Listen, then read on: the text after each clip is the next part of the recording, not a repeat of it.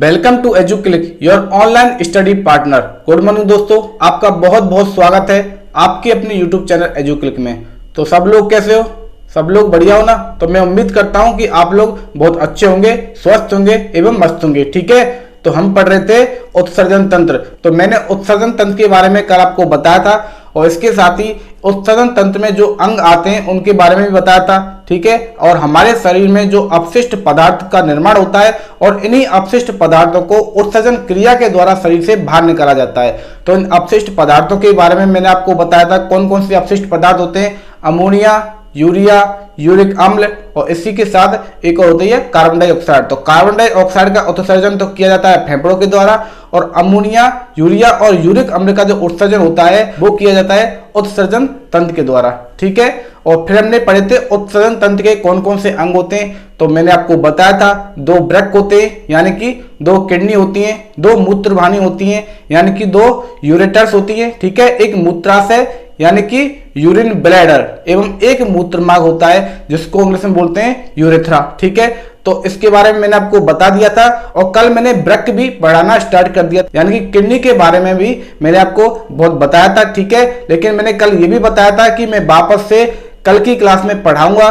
ठीक है, तो आज हम फिर से वृक्क यानी कि किडनी को पढ़ेंगे और एक बड़ा वाला डायग्राम बना के मैं आपको इसको बहुत अच्छे से समझा दूंगा कि इसकी संरचना कैसी होती है, कहां कहां पर इसके हिस्से पाए जाते हैं और वो क्या क्या कार्य करते हैं। इसके साथ ही शरीर में जो मूत्र का निर्माण होता है वो किस प्रकार से होता है। ठीक है, तो पूरी जो वृक्क की जो कार्य प्रणाली है उसको हम अच्छे से समझेंगे। मैं डायग्राम से आपको बहुत अच्छी तरह से समझा दूंगा। ठीक है, तो अब स्टार्ट करते हैं फिर। ठीक है, हम पढ़ रहे हैं मानव तंत्र यानी कि आपका चैप्टर नंबर 2 है। तो मैं स्टार्ट करवाता हूं। ठीक है, आज की क्लास और आज की क्लास को, इस सेशन को आप ज्यादा से ज्यादा शेयर कर दो जैसे कि और भी बच्चे अपनी पढ़ाई को नियमित रूप से कंटिन्यू कर सकें। ठीक है, और अपनी पढ़ाई अच्छे से कर सके। ठीक है, तो हम स्टार्ट करते हैं। मानव तंत्र आपका चैप्टर नंबर 2 है, उसमें मैं आपको उत्सर्जन तंत्र पढ़ा रहा था। उत्सर्जन तंत्र को इंग्लिश में बोलते हैं एक्सक्लेरेटरी सिस्टम। ठीक है, उत्सर्जन तंत्र इसको बोलते हैं एक्सक्लेरेटरी सिस्टम। इसके अंग मैंने आपको बताए थे कौन कौन से होते हैं। दो तो होते हैं वृक्क। वृक्क कितने होते हैं? दो। मूत्रवाहिनी, मूत्रवाहिनी को बोलते हैं यूरेटर्स, ये होती हैं दो।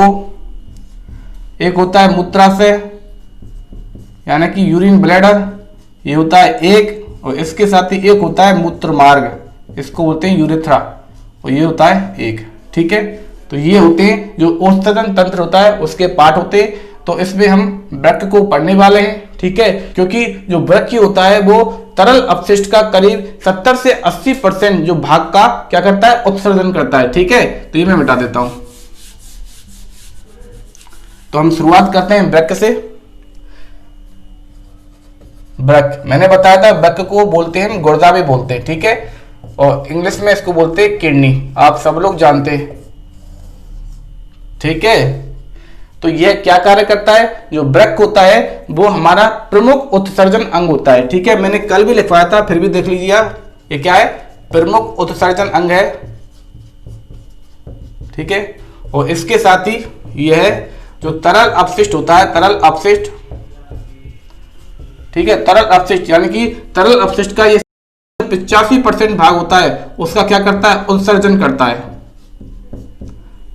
ओके, इसका जो आकार होता है यह सेम के आकार का होता है, सेम के आकार का।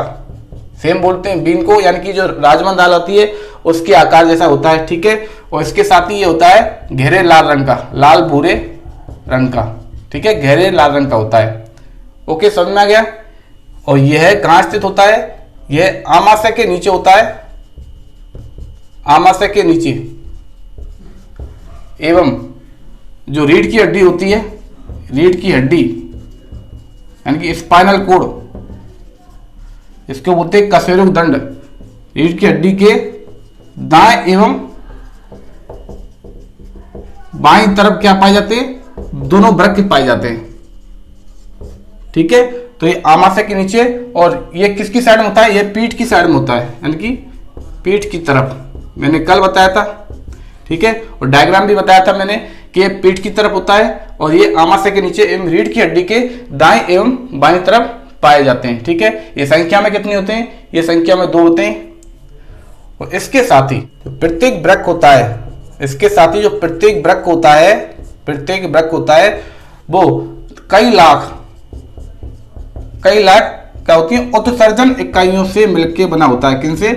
उत्सर्जन इकाइयों से मिलकर बना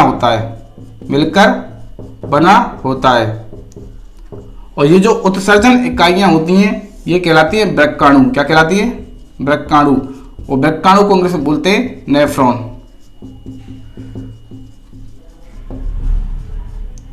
ओके, तो इन वृक्काणु से मिलकर बना होता है, यानी कि जो वृक्क होते हैं उनकी जो प्रमुख इकाई होती है वो वृक्काणु होते हैं। इन वृक्काणु के द्वारा ही वृक्क का निर्माण होता है, यानी कि नेफ्रॉन के द्वारा ही किडनी का निर्माण कार्य होता है। ठीक है, तो मैं आपको डायग्राम बना के बता देता हूं। ठीक है, इसकी प्रोसीजर क्या होती है पूरी। ओके, तो ये तो आपको समझ में आ गया होगा। मैंने आपको कल इतना पढ़ा दिया था और इससे आगे भी मैंने आपको पढ़ा दिया था, तो ये मैं मिटा देता हूं और उसके बाद आपको डायग्राम में सब कुछ समझा देता हूं। ठीक है ना? ओके, तो मैं वृक्क का सबसे पहले डायग्राम बना देता हूं। ठीक है, तो हम सबसे पहले एक वृक्क पे अध्ययन करेंगे, यानी कि एक वृक्क की एक किडनी की स्टडी करेंगे और उसी एक किडनी के द्वारा ही मैं आपको पूरी संरचना को समझा दूंगा। ठीक है, और जब हम उसकी कार्य प्रणाली को देखेंगे, यानी कि मूत्र का निर्माण कैसे होता है, तो फिर मैं आपको और अच्छे से समझा दूंगा। ठीक है, तो आप देखिए, मैंने बताया था जो वृक्क का आकार होता है वो एक सेम के समान होता है। ठीक है, आपने जो राजमा का दाना देखा होगा, राजमा का दाना होता है वो करीब करीब ऐसे होता है,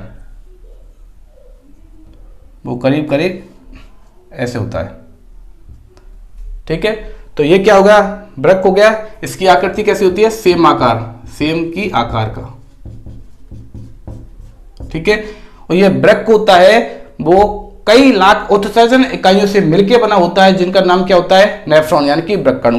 किनसे बना होता है? ये नेफ्रॉन से मिलके बना होता है।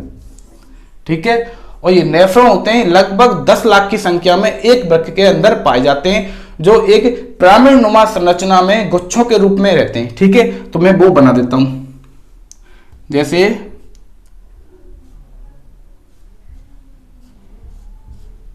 ये जो पिरामिड नुमा संरचना दिख रही है आपको, तो इस तरह से जो नेफ्रॉन होते हैं वो गुच्छों के रूप में पाए जाते हैं। तो एक गुच्छे में करीब 10 से 12 हजार नेफ्रॉन पाए जाते हैं। ओके, एक गुच्छे में करीब 10 से 12 हजार नेफ्रॉन पाए जाते हैं। और ये जो पिरामिड होते हैं ये करीब होते हैं 10 से 18 की संख्या में एक वृक्क में पाए जाते हैं। कितनी में? 10 से 18 की संख्या में।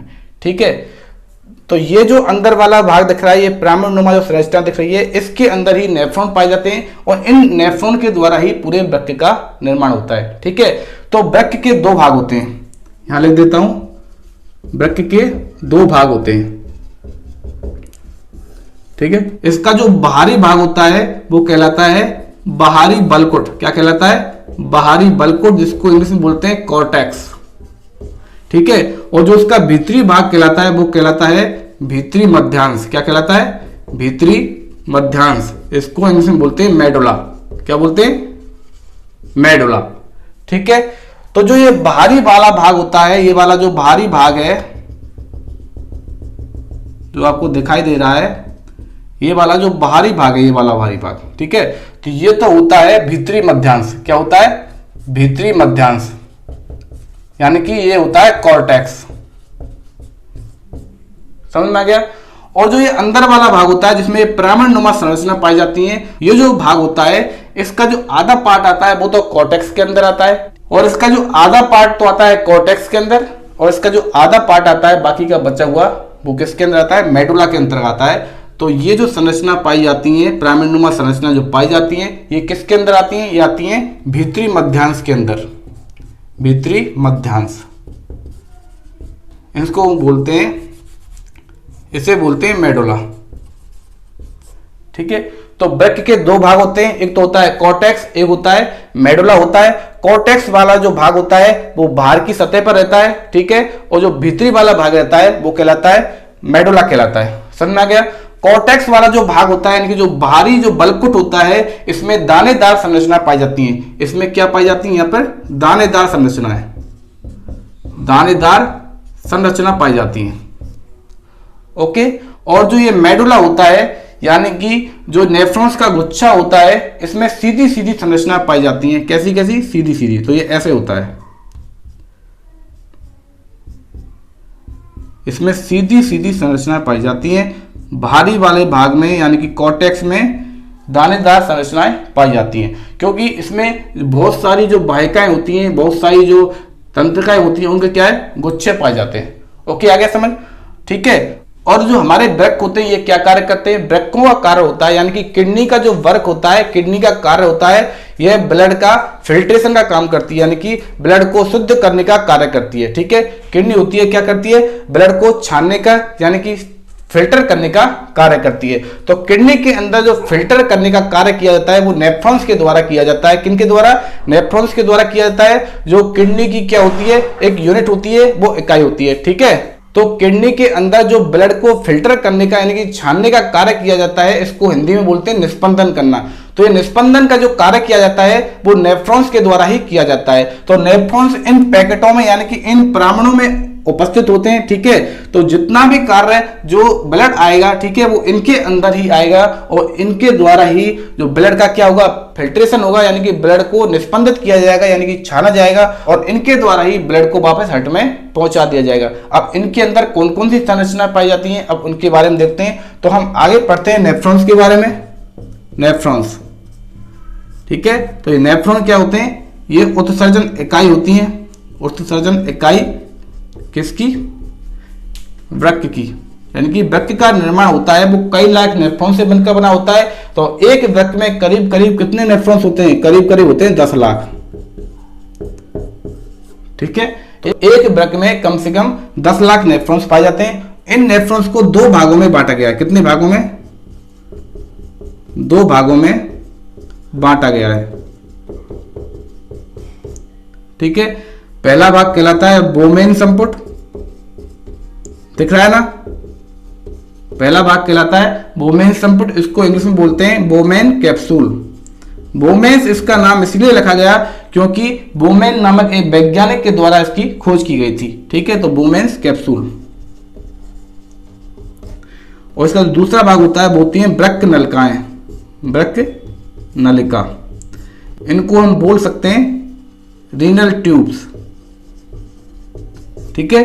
तो ये दोनों जो इकाइयां होती हैं, ये नेफ्रॉन्स के अंदर पाई जाती हैं और इनके द्वारा ही जो ब्लड के फिल्ट्रेशन का कार्य यानी कि ब्लड को छानने का कार्य किया जाता है। ठीक है। तो हृदय से तो शुद्ध ब्लड आता है, लेकिन उसमें कुछ अपशिष्ट पदार्थ होते हैं, वो मिक्स में होते हैं। ठीक है। तो यही कार्य किया जाता है वृक्क के द्वारा। वृक्क क्या कार्य करता है? हृदय से आने वाले शुद्ध रुधिर जिसमें से अपशिष्ट पदार्थों को वह छानकर अलग कर देता है। किडनी में शुद्ध और अशुद्ध एवं गंदा और साफ ब्लड के बारे में आपको समझा देता हूं। ठीक है। आप ध्यान दीजिए, ये हो गया हृदय, ठीक है, और ये हो गई किडनी यानी कि वृक्क होगा। ठीक है। ये मैंने बना दिया है। अब हृदय से जो ब्लड आएगा किडनी में, किसके लिए आता है? मतलब फिल्टर होने के लिए आता है, यानी कि छन्ने के लिए आता है। ठीक है। तो हृदय से जो किडनी में जो ब्लड आता है, वो होता तो कैसा है? शुद्ध होता है। यहां पर शुद्ध से मतलब होता है इस ब्लड में, इस खून में क्या मिक्स रहती है? ऑक्सीजन। ठीक है। मैंने आपको जो हार्ट पढ़ाया था यानी कि हृदय के बारे में बताया था, तब मैंने बताया था जो शुद्ध ब्लड होगा यानी कि जो शुद्ध रुधिर होगा, उसमें ऑक्सीजन घुली होगी। यदि शुद्ध रुधिर में से ऑक्सीजन को निकाल दिया जाए तो वो रुधिर कैसा हो जाएगा? अशुद्ध रुधिर कहलाएगा। ओके। ठीक है। तो ये आप यहां पर ध्यान दीजिए। ठीक है। हृदय से जो रक्त आता है वो शुद्ध होता है, उसमें ऑक्सीजन मिक्स रहती है, लेकिन इसके साथ ही इसमें कुछ क्या रहते हैं? अपशिष्ट भी रहते हैं, अपशिष्ट पदार्थ भी रहते हैं। ठीक है। तो इसका मतलब हुआ जो हृदय से आने वाला जो ब्लड होता है वो शुद्ध तो होता है, साथ में कैसा होता है? गंदा होता है, यानी कि अपशिष्ट वाला हो गया। ठीक है। जो किडनी का कार्य किया जाएगा, किडनी का कार्य होता है इस शुद्ध रुधिर में से जो गंदे पदार्थ होते हैं यानी कि अपशिष्ट पदार्थों को क्या करना है? रिमूव करना है।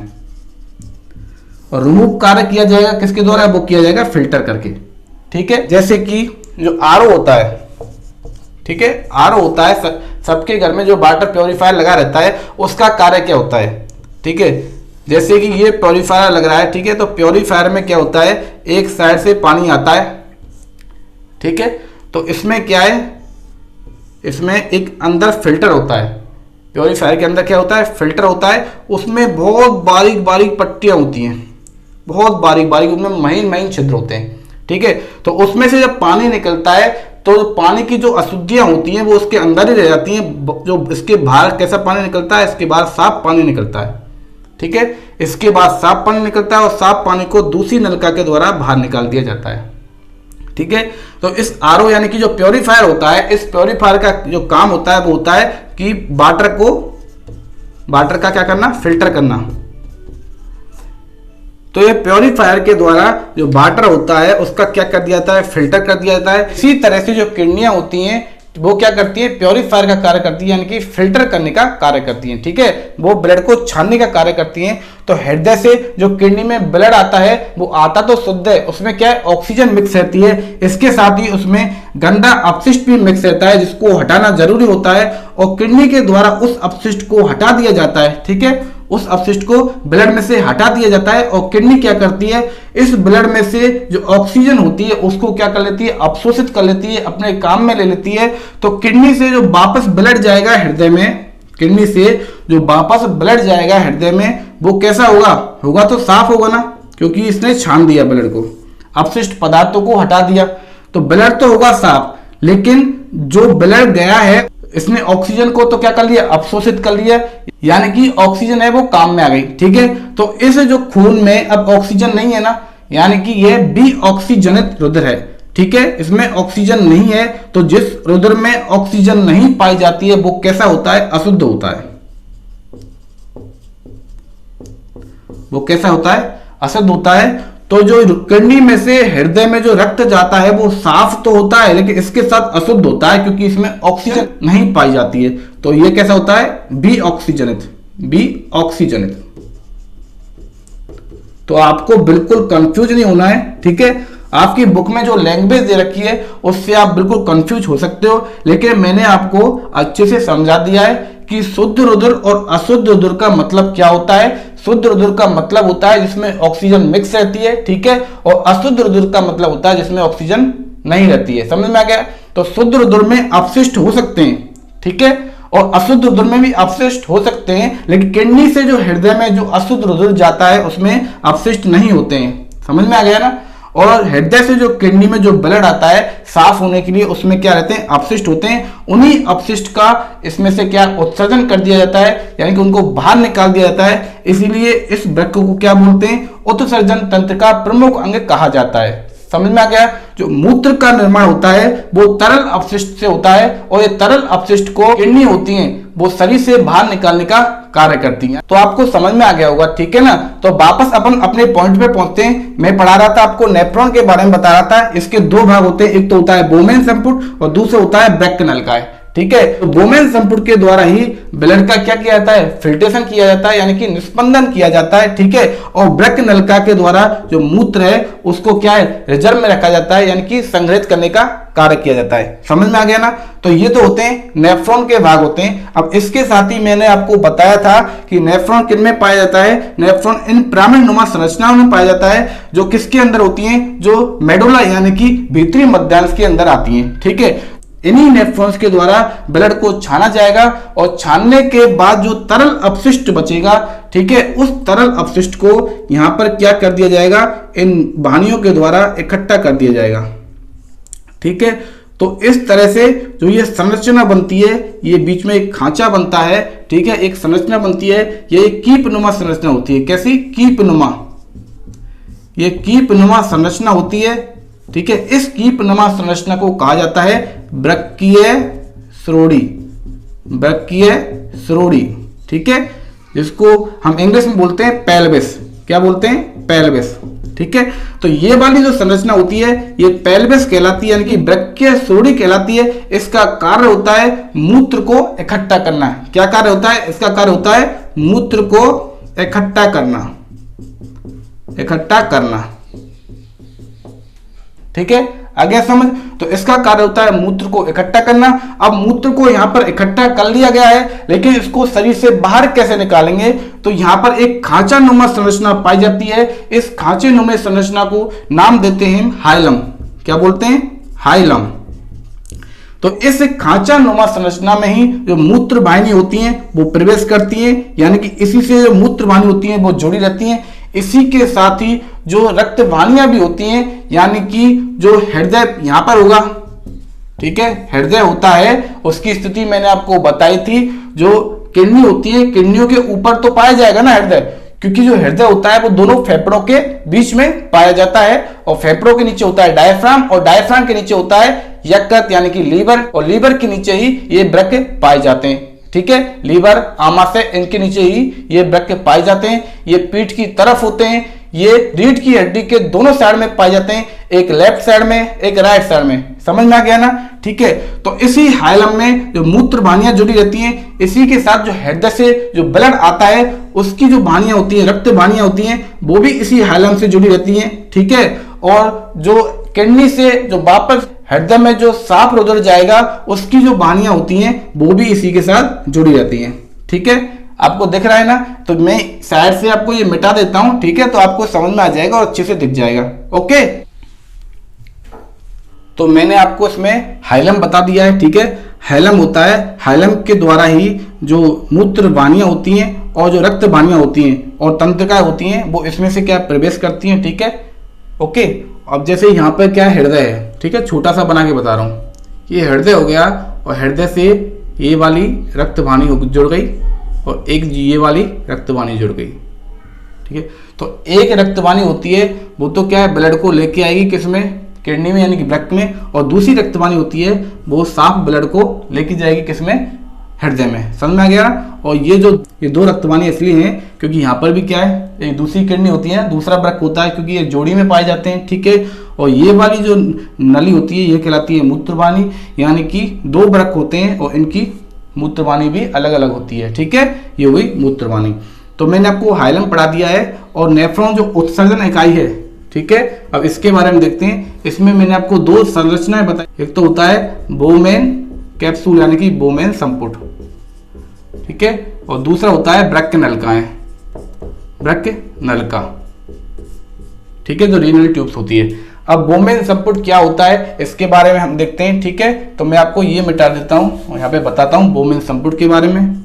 बोमन संपुट ये किस में पाया जाता है, ये पाया जाएगा नेफ्रॉन में। ठीक है, तो जो बोमेन संपुट होता है ये नेफ्रॉन के अंदर पाया जाता है। ठीक है, और एक थैलेनुमा संरचना का निर्माण करता है। कि थैलेनुमा संरचना जैसे ये ऐसे वाले, ठीक है, ये ऐसी एक थैलेनुमा संरचना का निर्माण करता है। ओके, जिसका आकार होता है कप के समान, यानी कि एक कप के समान ये थैलेनुमा संरचना का निर्माण करता है। और इसी बोमेन संपुट के अंदर जो अभिभाही धमनी होती है, यानी कि जो ऐसी धमनी जो हृदय से ब्लड को लेके आती है, ठीक है, किस में लेके आती है, वृक्क में लेके आती है, और वे आगे जाके अनेक शाखाओं में विभाजित हो जाती है। तो उस धमनी की जो शाखाएं होती हैं वो अभिभाही धमनियां कहलाती हैं। तो अभिभाही धमनियां होती हैं वो बोमेन संपुट के अंदर जाती हैं और गुच्छे नुमा संरचना का निर्माण करती हैं। इसी गुच्छे नुमा संरचना को कहा जाता है ग्लोमेरुलस कहा जाता है, मेरुलस कहा जाता है।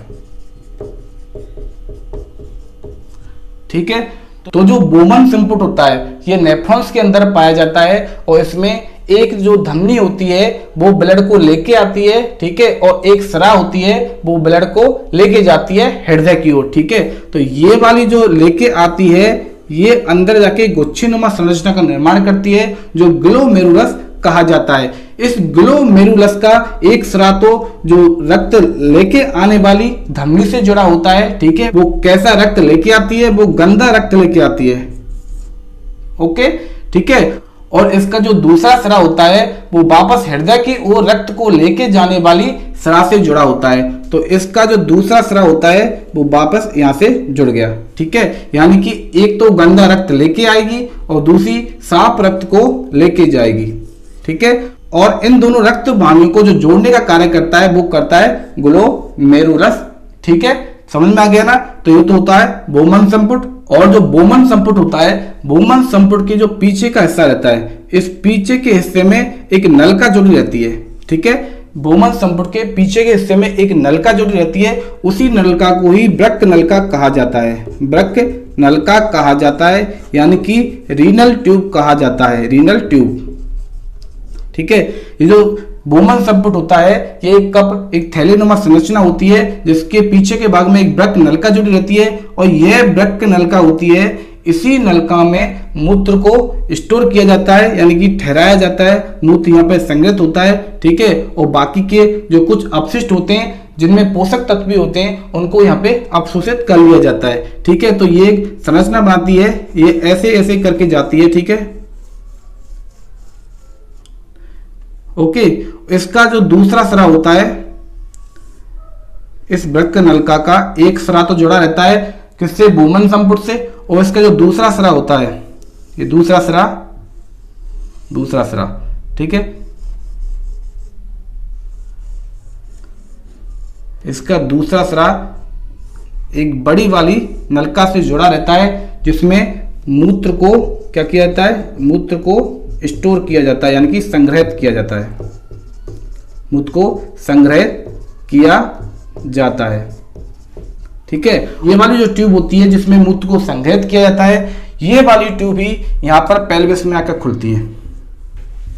ये वाली ट्यूब ही इन न्यूरॉन्स में से निकल के पेल्विस में आके खुलती है। ठीक है, और इस पेल्विस में ही मूत्र को स्टोर किया जाता है, और इस पेल्विस में ही जो मूत्र वाहिनियां होती हैं, यानी कि जो यूरेटर्स होती है, वो क्या रहती हैं, जुड़ी रहती हैं। ठीक है, और इन्हीं के द्वारा पेल्विस में से जो मूत्र है वो आगे आता है, किसमें, मूत्राशय में आता है। समझ में आ गया।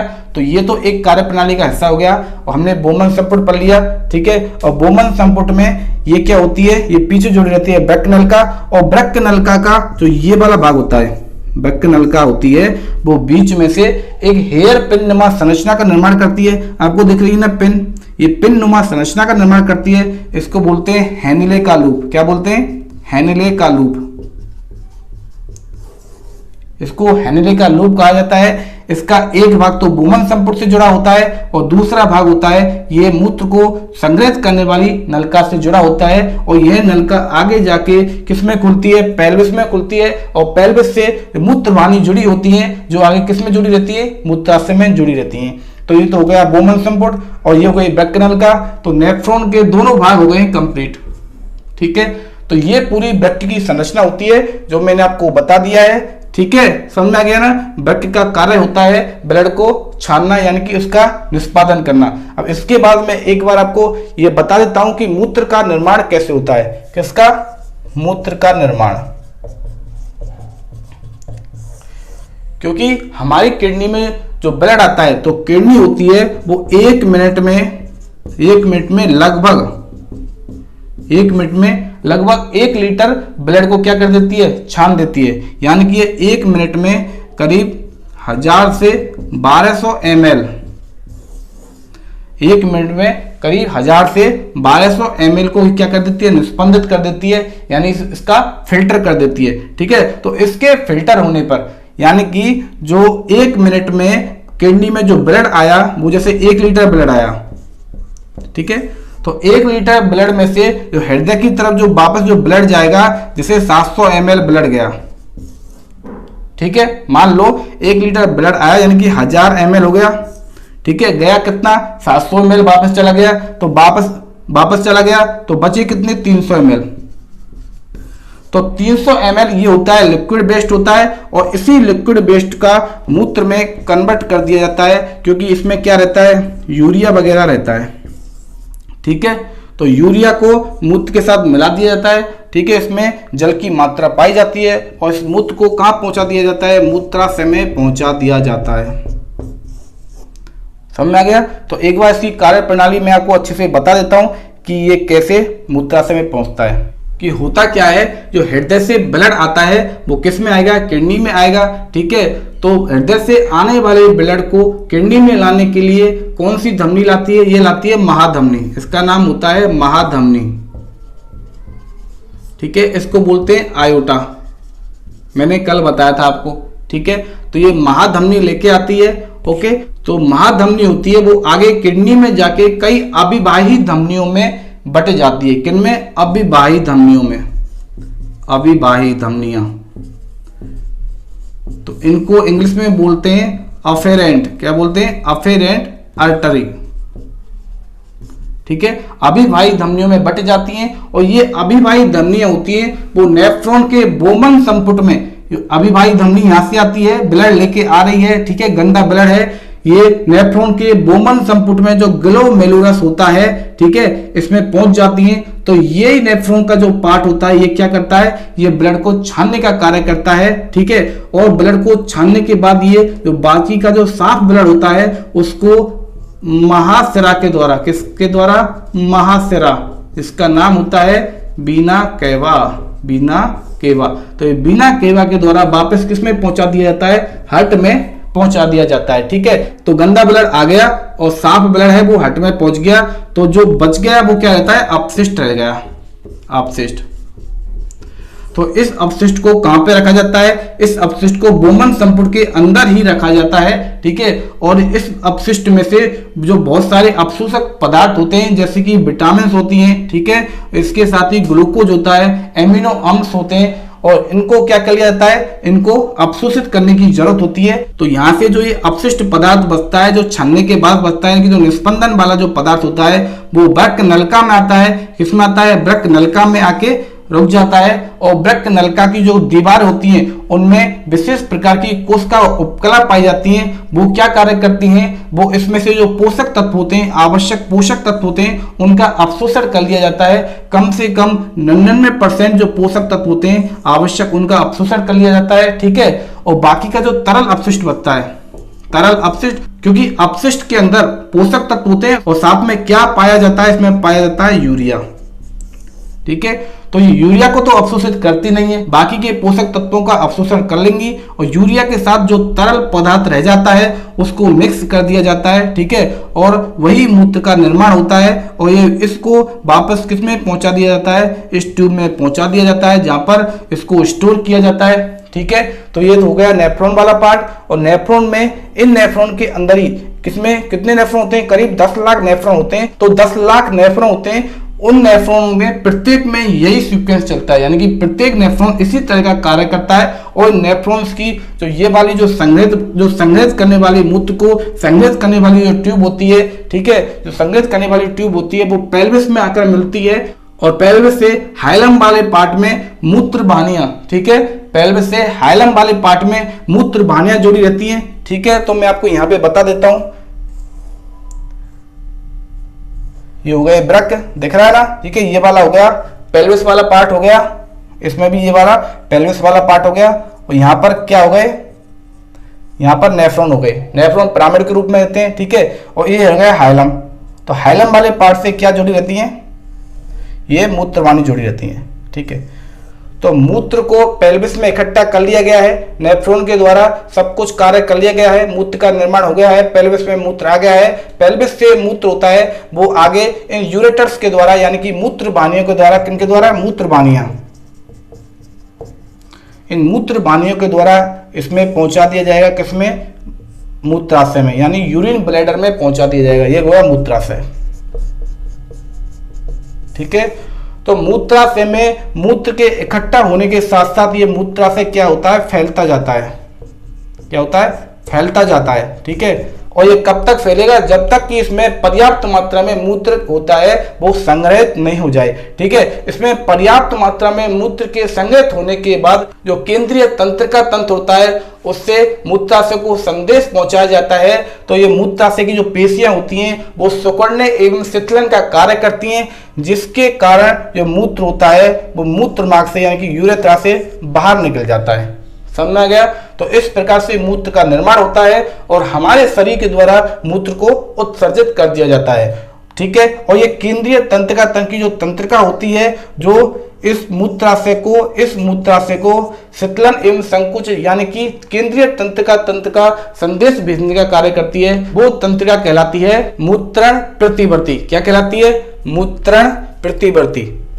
लिख देता हूं यहाँ पे, मूत्रण प्रतिवर्ती, इसको इंग्लिश में बोलते हैं यूरिन रिफ्लेक्स, यूरिनल रिफ्लक्स।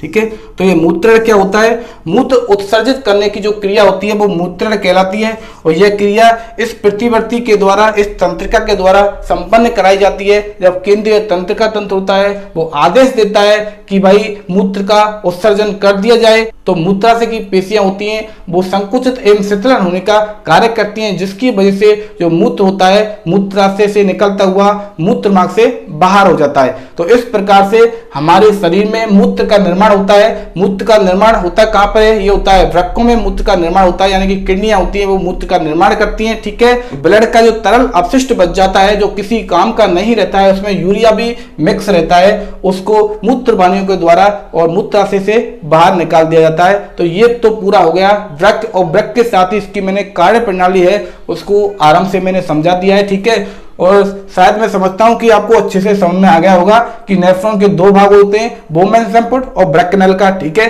और नेफ्रॉन में क्या होता है? अंदर एक गुच्छेनुमा संरचना पाई जाती है, या इसको बोलते हैं ग्लोमेरुलस। इसका एक भाग होता है वो जिसमें तो क्या होता है, जो गंदा ब्लड होता है अंदर आता है, और दूसरे भाग से साफ ब्लड होता है वो हृदय में पहुंच जाता है। ठीक है, और जो बोमन संपुट होता है, इस बोमन संपुट के पीछे ब्रैक नलिका जुड़ी रहती है। इसी ब्रैक नलिका में जो तरल अपशिष्ट बनता है उसमें से मूत्र का निर्माण होता है।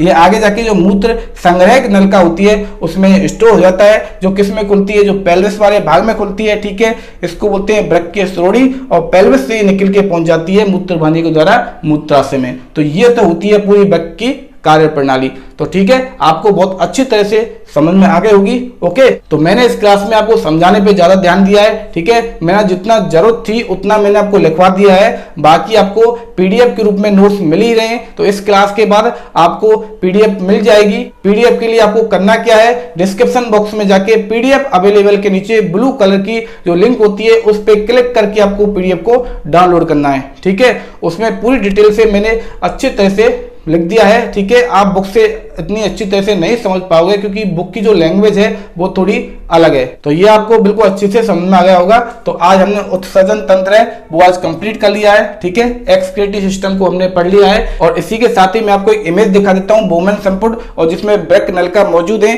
जैसी मैंने बनाई है वैसी इमेज है, ये आपको सामने दिख रही है। ठीक है, ये पूरा नेफ्रॉन होता है। एक नेफ्रॉन में ये दो पार्ट पाए जाते हैं। समझ में आ गया ना? ठीक है, तो ये तो हो गया नेफ्रॉन वाला पार्ट। इसी के साथ एक इमेज देख लो, ये हो गई किडनी। ठीक है, तो ये किडनी दिख गई ना आपको कि किडनी में कहाँ पे हाइलम होता है, कहाँ पे पेल्विस है, और कहाँ पे नेफ्रॉन के पिरामिड्स पाए जाते हैं। ठीक है, समझ में आ गया ना आपको? तो आज की क्लास हम इतनी रखते हैं। ठीक है, आज का सेशन यही खत्म करते हैं। अब कल मिलेंगे अपने नेक्स्ट क्लास में।